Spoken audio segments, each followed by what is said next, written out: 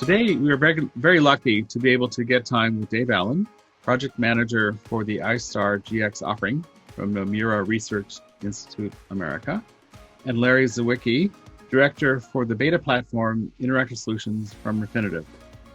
How will the streamlining that results from the integration of the iStar GX software with the beta platform help firms cut costs for post-trade operations? Elimination of manual intervention was one of the things that we heard from every firm we spoke with, Eugene. What we heard from all of these firms is that because of the manner in which especially with U.S. domestic firms, the manner in which they're processing their international activity, they have people that basically are sitting there just manually making entries, manually doing reconciliation, manually balancing, and it's almost like going back in time 20 years when we watch some of these firms have to process this type of business. Double punching of information in the different systems and platforms. That was another pain point, because not only does that take time, that introduces the risk of fat fingering information, and that leads to errors. And they call that out specifically, that they do have errors because of that, and that's why they're trying as much as possible to eliminate that manual intervention. In fact, a client that we're in the process of bringing on right now is basically, his number one thing he brings up all the time is automation. And we're giving them, I think, more automation than they probably, a lot of these firms ever expected that they would have. And that's I think that's good to hear. And I know I mentioned it earlier, but I'll just say it again. We wanted to build automation in from the inception of the trades coming in all the way through the settlement process. So the trade coming in, we're going to do that on our side, on the Refinitiv side, but then we're going to pass that off to NRI to basically drive the settlement messaging process. And then NRI is going to give us real-time updates of that settlement process. And all of that is reflected on the back office books and records. So those clients, they have a couple of different views. They can see it all in their back office platform, and it's updated real time. And Dave made a great comment earlier. He brought up the fact that they have these views, these widgets that the firms can utilize on the NRI platform, things like the exception dashboard, where they can go in and look at real-time updates and see the messages as they're being processed, so that they really know if there's an issue, I have multiple ways that I can address it. And it gives them the proper focus, so that it's all based on exposure, making sure that you attack the items that have the highest exposure. The firms have a better capability of doing that now because of the dashboards and the views and the widgets that they have access to. And again, the final thing I would say is it's allowing the firms, again, to, because of the reduced amount of manual intervention, they can reallocate their resources that are more operationally efficient for their business models. Yeah, I think what I'd add to that, Larry, on top of all that, is that the other thing that we heard a lot was that there was a bottleneck. It was very difficult to get volume through. So, if you're continually keying in one trade at a time, it's very difficult to manage.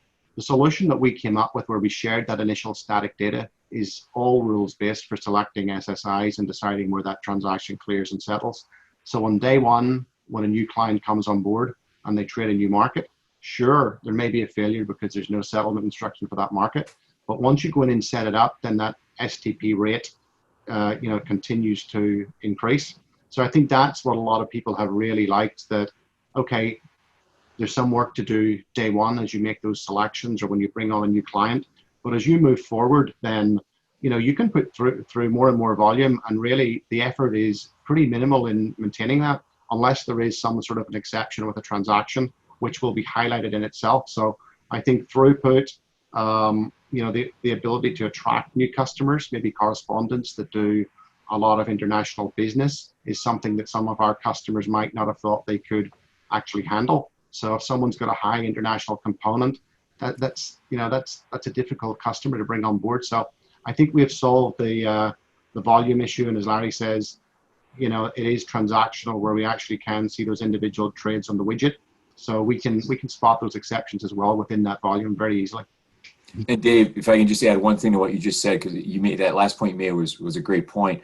One of the things, Eugene, that we heard from multiple firms was that they wanted to be more active in this space, and they were actually turning advisors away that were looking to join their firm because they knew that they did so many things manually. They felt that there was too much risk in bringing on that business. Now they'll be able to bring on that type of business. So not only grow their existing transactional activity in these markets, but actually grow into new markets or expand into the markets they're already in. So it provides them with new revenue opportunities, not just cost reduction, but revenue opportunities as well. Yeah, and I suspect that some of those advisors who have the sorts of clients who want to do international transactions are clients and advisors that you'd really want to have on board. Right. And also, just very quickly, if systems and people can handle greater volumes, that might be a good thing during volatile times. I mean, the past few days have been kind of up and down a little. We thrive on volume. Just the firms thrive on volume, and our firms thrive on volume. You want more. You have to make sure that you're giving them the appropriate measures to mitigate risk to support that volume, and that's what we're trying to do with this platform. What resources for other aspects of securities operations might open up as a result of the iStar GX software integration with the beta platform? I'll just expand upon kind of what I said right at the end there was what we're providing now will allow firms to expand their current business models in markets that they're already active in, but it's going to allow them to extend their business now, whether it's in new markets or bringing on additional advisors and clients that trade in those markets.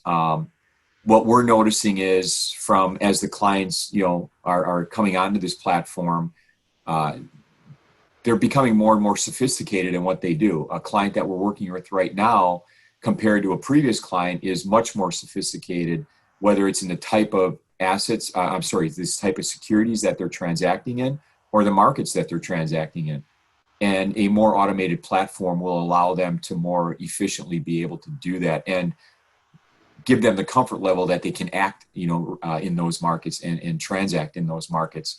So I think it's giving the firms the capability to build out their existing business, extend their business, and also give them the ability to take on new opportunities above and beyond just the transaction and settlement of securities in global markets. And Dave, I'll let you speak to other, even what NRI offers, other platforms that, because we have the foundational integration built, that the firms are going to have the ability to access going forward.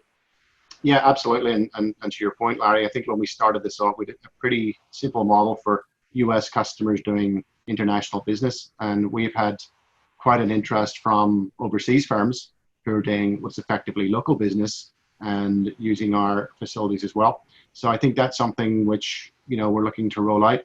But when we did actually design the application, we did look at how we would actually do that integration, I said, in a real-time fashion. And today, no matter what sort of transaction it is, whether it's an international trade or another type of transaction, we're fully able to take those trades into NRI, enrich them, and send them back to beta for the books and records. So we've had a look at a number of slightly more complex transactions. We looked at TBAs, the 4210 rule, margining, portfolio margining. So I think we have the mechanisms in place to share the data, take in the transactions, update the stock record. And so, yeah, we're looking for any opportunities such as that, which, would provide value for both firms. But I think the key was getting the settlement piece up and running. Secondly, the corporate actions, and now those, that third tier is looking for other opportunities as well. And Eugene, to add on to that, the newest piece that we're looking at, which we're actually talking to a potential new client, is taking what we've already built that's supporting U.S. domestic firms in all global markets. We're now looking to provide a globalized platform that's going to allow any firm across the globe to take on a joint combined offering between our two organizations that will allow them, whether it's a firm in Europe, a firm in Asia, primarily we're looking at Europe to start with, but allow them to transact business, and that we would have this global platform that would support them from the advisor front end all the way through the core back office processing with the appropriate support from a data center perspective.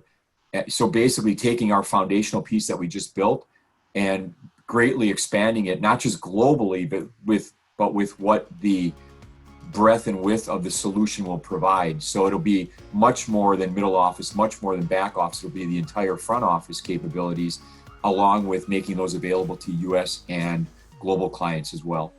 Yeah, and I think to say it, it's been a fantastic relationship globally, and we're both able to leverage people on the ground in different locations where it might not be our natural hinterland. So, I think that's something we can move forward with as well and explore, as we find new opportunities.